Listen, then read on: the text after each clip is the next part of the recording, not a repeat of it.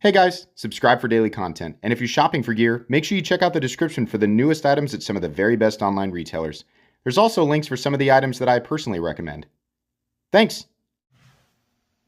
What's going on YouTube? Metal Complex here, and today I've got a quick little knife review to share with you guys. This is a fixed blade. This is the Off Grid Hoglet. Actually, this is the newer one, the Off Grid Knives Hoglet. In G10, you guys will remember that I reviewed the other one that was kind of like the paracord wrap one in OS 8. It was okay. This one's in G10 and Cryo D2.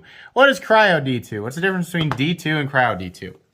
Cryo, I can't give you the scientific base of that because I'm definitely not a metallurgist. I'm not somebody who heat treats blades. I'm not somebody who treats blades in any way, shape, or form. But basically, it's something that can be applied that slightly increases the toughness, edge retention, and apparently corrosion resistance just by a little bit. But truthfully, most people will not notice that in day-to-day use. But okay, it's a benefit, so I'll take it. You can absolutely pick up this knife right down in the description. I will link it. It is not expensive compared to, you know, other knives of the same quality. So pretty cool. Thanks so much to Off Grid Knives for supplying this to me for review. I really appreciate that. Thanks so much to my generous patrons who are supporting me. There's a link for Patreon right down below. And please make sure to follow me on Instagram at metal_complex. Let's go ahead and get a measurement of this guy. Overall length of the new Cleaver Hoglet coming in at 7 inches. Overall blade length is coming in at, I mean, you could call that 3.5. The actual cutting edge is about 2.75 inches. Let's do some size comparisons. How about with an actual fixed blade that people should be, I think, probably familiar with, the Mora Robust. So there you go. Another knife that I really like to use as an outdoor work tool that's not massive, but still I would call a full-size fixed blade. This is mainly a folding knife channel, so I will go ahead and do my normal folding knife size comparisons. The Ontario Rat Model 1 and the Ontario Rat Model 2. So you can see here it's closer to the size of the Rat 2. It's just got more presence because it's a taller, more robust blade. How about up against the Spyderco PM2 and Para 3? There it is. Just a 1/4 inch shorter than the Spyderco Para 3. Cutting edge is very, very similar, if not identical to the Para 3. How about, whoops, be careful with your knives, don't throw them. Up against the Benchmade Griptilian, or in this case, the Ritter Hogue. And its counterpart here, the new size comparison knife for the channel, the Benchmade Bug Out. So there you go. This is a smaller fixed blade, but definitely not a delicate fixed blade. In fact, it's fairly robust. Give you guys a look at, I guess, handle thickness up against the Spyderco Para 3, even though really it's kind of silly to compare that because this is going to carry differently and you're probably going to use it in a different situation. Let you guys take a look at the sheath. How about up against something like the Mora, right? So there you go. And handle thickness, how about up against the Mora, right? I wouldn't call it overly thick for a fixed blade. In fact, fixed blade I'm going to go out and work with. I definitely want a lot of material in the hand. I want it, you know, comfortable, but I want to feel like I've got a secure grip on it. I do not like fixed blades that are really thin in the handle. I definitely don't like fixed blades that are really, sorry, my watch is going off if you guys are hearing the buzzing up there. I don't like the delicate sort of squared off handles. These, the scales on here, the G10 scales are thick, but purposefully thick, and they're nicely rounded down. We'll talk about that a little bit more.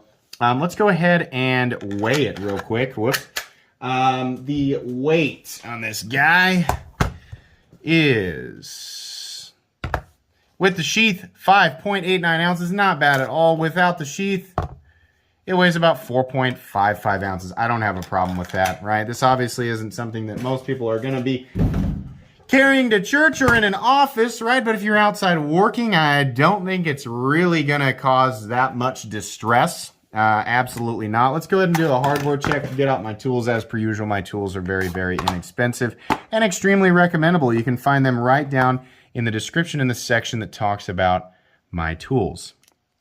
I believe these are T8 heads, and they are. There's 2 of them on each side if you really need to take the scales off for whatever reason, or if you are creating your own custom scales, shouldn't be a problem. 4 T8 screws and you're in there. That's great. No issue whatsoever. Let's go ahead and measure the blade stock thickness. I'm going to guess that's probably 155 to 165 thousandths. Maybe it's a little bit thinner. Who knows? Oh, you know what? Step 1, with your calipers is to turn them on. I don't know if you guys knew that. Okay, 157 thousandths is what I'm getting.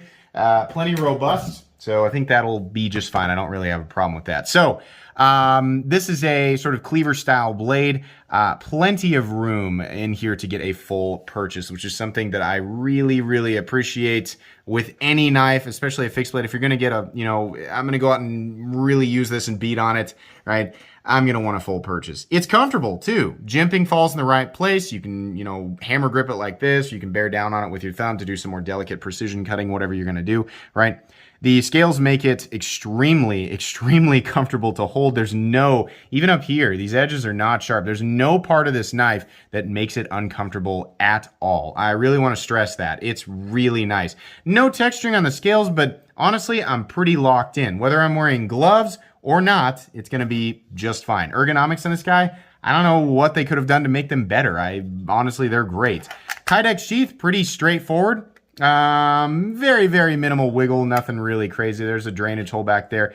The sort of mounting, I'm not a fixed blade guy, right? It'll act as a clip. You can also rotate it to carry it however you want to carry it. I mean, this is pretty straightforward. It's a nice sheath, holds the knife in place, and it's easy to sort of pop it off of there. I don't think anybody's going to complain about the sheath. It's plenty high quality, and you can just use some Phillips head screwdriver to, switch around the mount to the clip, however you want to do that. Great. The blade has a robust flat that carries out about 75 to 80% the length of the blade. There's a hole there. I suppose you could use that hole to attach it to something. Some people have suggested that hole could be used for a variety of different things. Use your imagination, right? I mean, as far as just using it as a knife, it's really not going to get in the way.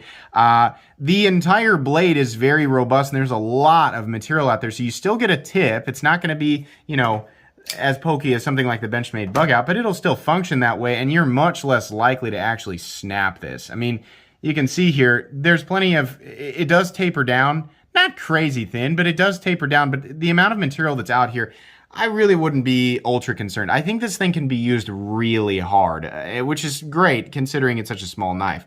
It does taper down to an edge that will absolutely slice. I get a piece of paper. I know this doesn't really prove anything, but I think some people automatically assume that knives that are ultra thick like that just can't slice. And the truth is that it's definitely sharp enough to slice, right? But it's also, thick enough at the edge that you can really pound it into material if you need to. I mean, this is going to be kind of a multi-purpose, outdoor use EDC fixed blade, right? I would call this a compact fixed blade. I actually really like the blade shape. There's a little bit of curvature, a little bit of belly, not a crazy amount, a little bit of tip, right? Plenty robust. This is going to do, unless you need a longer edge, right? Unless you're cutting into super duper dense material, right? Or you're chopping watermelons in half. Not a knife that I'd recommend to chop watermelons in half with, but, for most stuff, I think it's going to be just fine. I like the blade. In fact, I like the black wash on this. I think it's going to wear really well. I appreciate that on one side it just says Off Grid Knives, and the other side it just says Cryo D2, and there's nothing else. The blade is finished very, very well. In fact, all the way around, the blade on both sides, cutting bevels are equal. The flats are equal on both sides. It's a nice blade.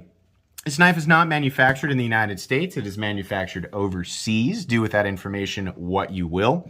Both sides of the knife are really about the same. This is really straightforward. Fixed blades are generally a lot easier to review than folding knives because there's not a lot to them. This is absolutely the type of fixed blade that I would enjoy EDCing. I've expressed that many times.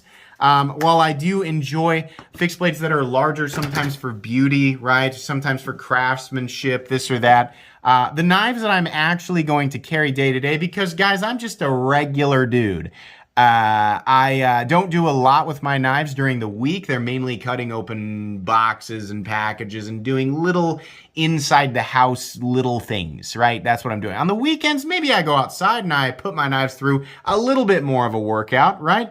If I'm going to work in my backyard on some project that's like a multi-weekend project, I will absolutely carry something like this. If I'm going to be needing a tool in a pinch, right? A knife is meant for cutting, right? But if I'm going to need a tool in a pinch that can do a bunch of different things, including maybe some light prying, right? Maybe I would even tap something into place, right? If I cut a piece of plywood that's a little bit, right? You've been there with me. You make your, you're supposed to measure twice, cut once, right? Sometimes I measure once, cut once, and it's just wrong by like 1/8 of an inch, and you can just kind of pound it into place, right? That's the kind of stuff that I will use a much more robust fixed blade for, even though it's not really designed for that, because it can handle it can handle some things like that over knives that have a pivot, right? You're not gonna do that with the bug out. Obviously not a hammer, not an ideal tool for that, but it might help me pound something into place right in the moment.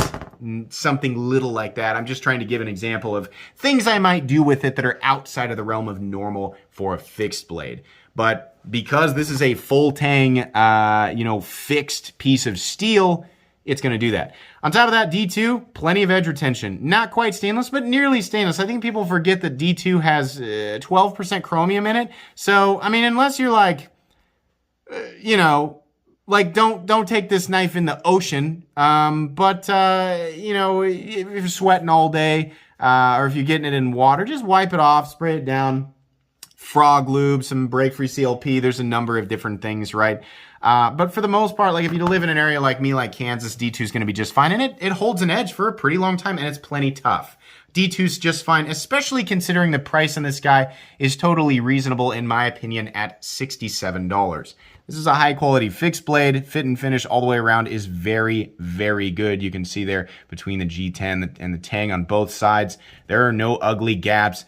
Neither sides of the scales are raised above the Tang, and it's the same way on this side. Every last little detail is the way that it should be. Straightforward, right? Now, there are other fixed blades out there that are sporting similar materials for a little bit less money, right? But the quality that I'm seeing here all the way around, I just don't have a problem with $67. Could it be $10 cheaper and just make my day that much better? Sure, everything could.